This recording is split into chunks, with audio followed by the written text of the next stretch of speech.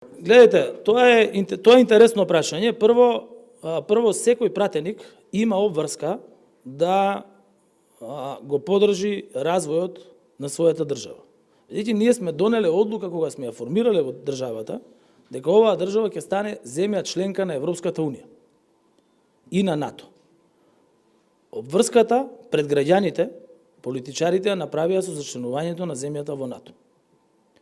Во тоа време, истата политичка партија, со исклучок на 8 пратеници, беше против зачленувањето на Македонија во НАТО. Истата таа политичка партија, ВМРО ДПМН, денес е против продолжувањето на патот за зачленување во Европската унија. И што прават?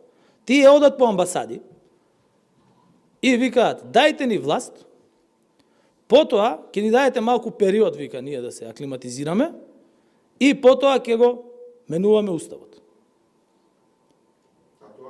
Значи тоа го зборуваат по амбасади. Они може да го демантираат тоа, меѓутоа тоа зборуваат пред амбасади. Сега кого лажат е прашањето? Дали ги лажат граѓаните? Дали ги лажат граѓаните дека нема да гласаат за промена на уставот? Или ги лажат странските амбасади дека ќе поддржат промена на уставот? Тоа треба да искочат да го кажат.